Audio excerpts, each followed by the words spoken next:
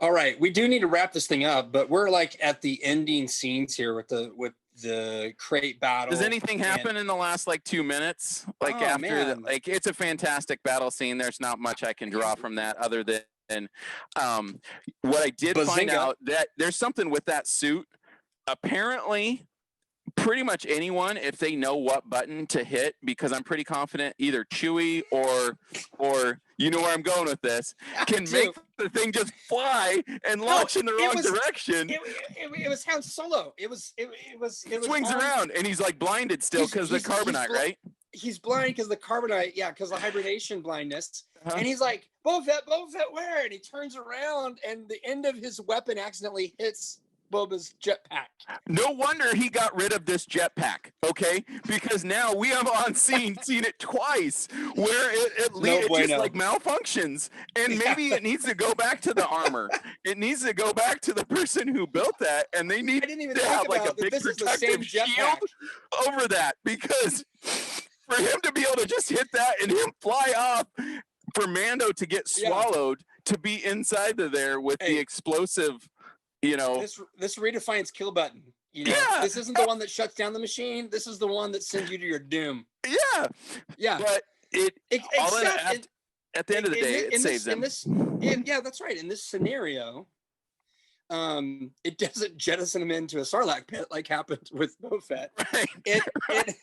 Well, actually, into the side of the desert sail barge, whatever they call that, rolling down the side pathetically. I mean, where were his grappling hooks? Where was his utility belt? Where were those things? Right. You know, as he just accepts his fate of, I'm going to do a few stop, drop, and rolls into. I'd like to do some slow digestion here. You know, 1,000 years. What? Okay.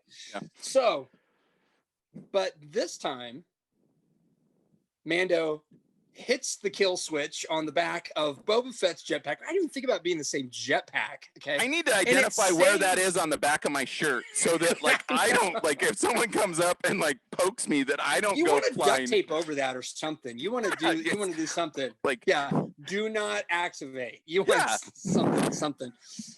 Maybe weld something over the top of it.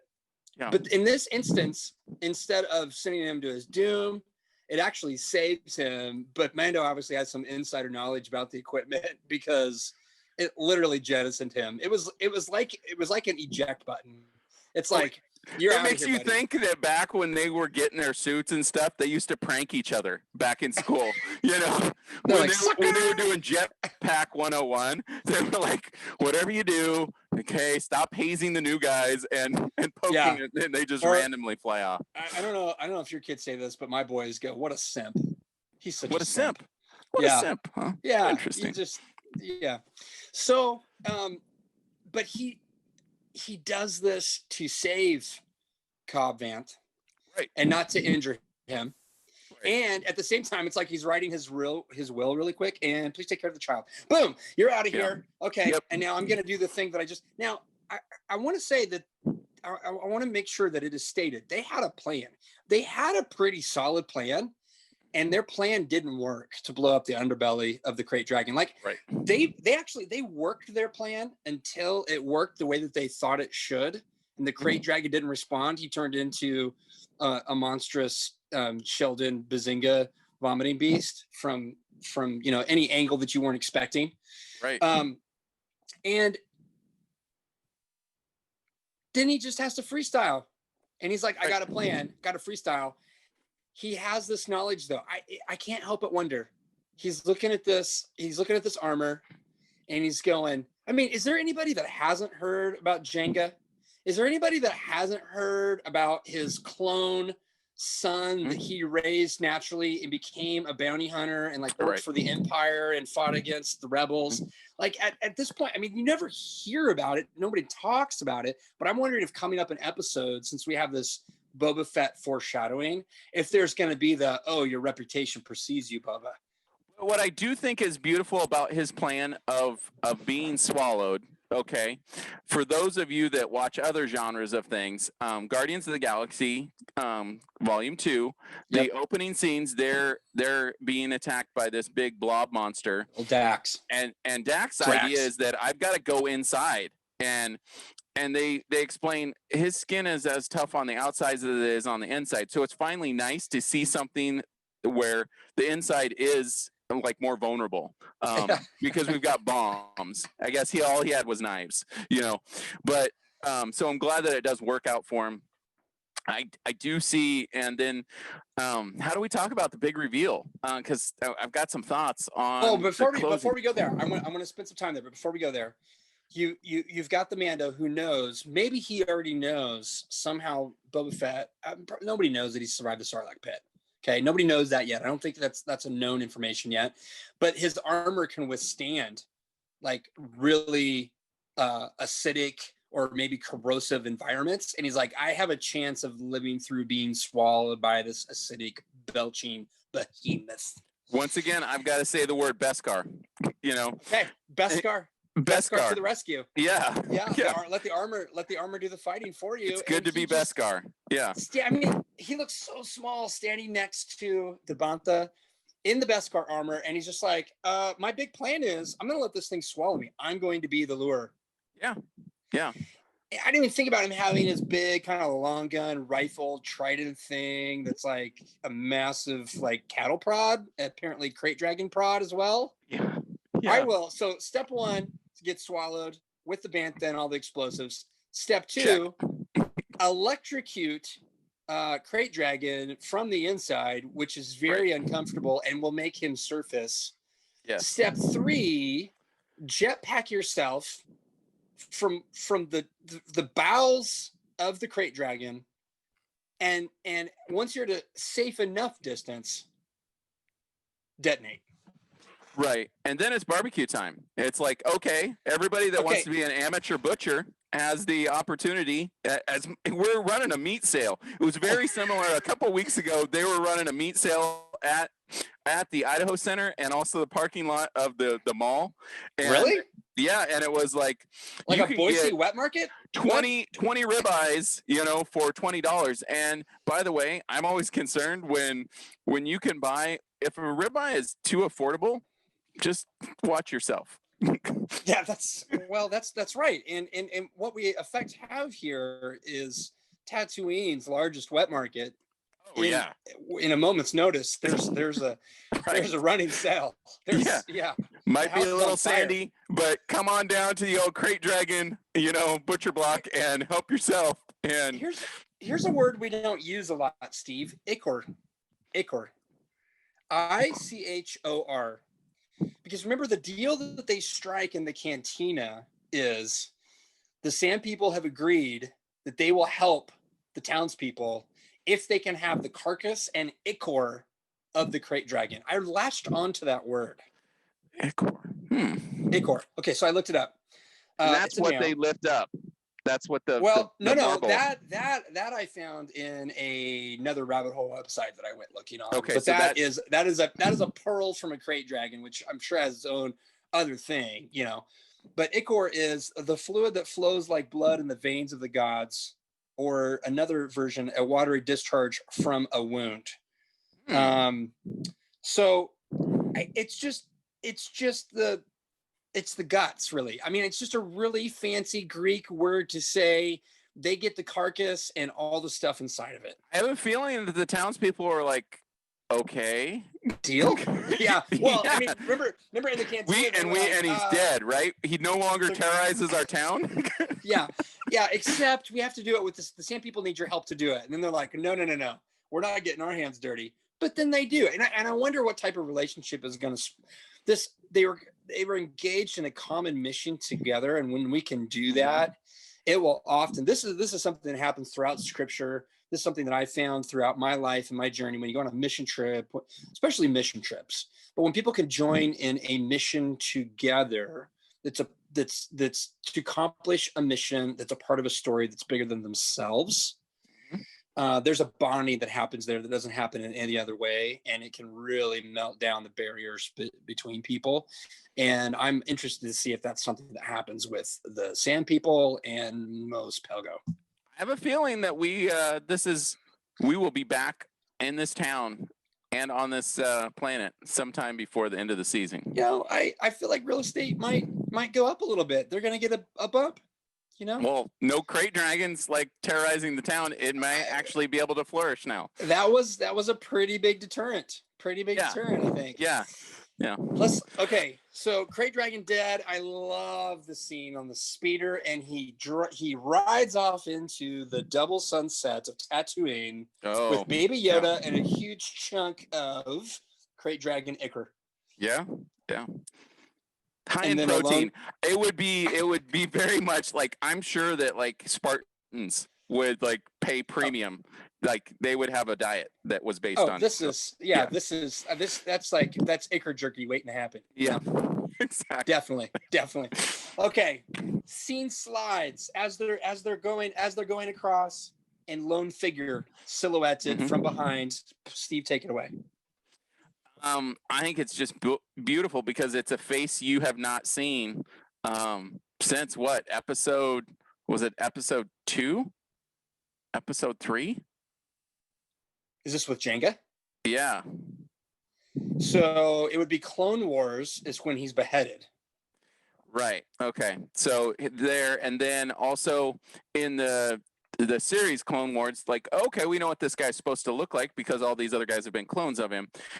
And it's beautiful because we see Boba. Like, okay, we see Boba as a child. Yeah. And we see what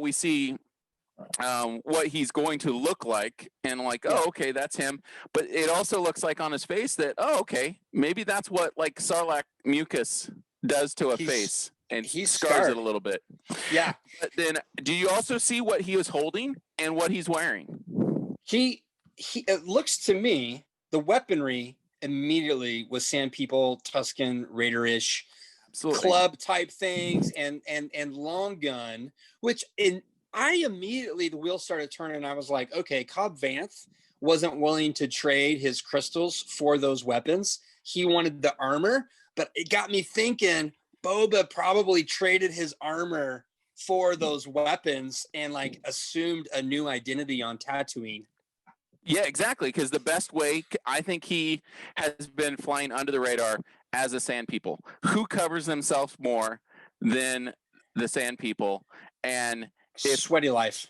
And if we have just like revealed that there are other Mandalorian knows how to speak Tusken Raider, why would that not be a common skill set or kind of a survival skill set? So I have a feeling he's probably been just like, okay, I'm just gonna be a simple sand person. I'm tired. Like, if no one knows I'm alive, no one comes after me. I can have this simple life, and I can handle myself in the desert. Yep.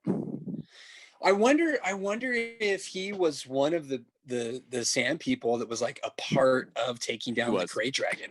He was, but he was not willing to go up there and take the mammoth up in front of the Crate Dragon. Like, he was not a part. He was like, no, I'm not doing the Rochambeau. I'm not pulling a stick for that. What if he was one of the what if he was one of the Sand People that was in the canyon there that met them when the hounds, the Tusken hounds were there? Like, I had to be something interesting for him to see. Until now, if he is dressed like, because I just looked to me like he'd been living in the desert and then he was using those weapons, but his face was probably revealed. But no. I think he has been lying. Like, there's no better place than to, because no one, like, other people, it would only take one person that knew what any of the clones looked like to be able to know that he was, at the very least, he was a clone. Right.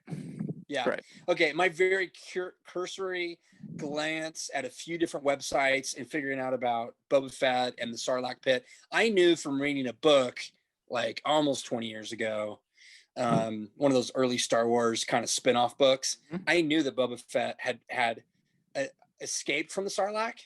I didn't know that he had also gone back in the Sarlacc a second time and had to escape a second time. That's a part of Star Wars lore. Did you know that? I did not know if that's canon. That's news to me.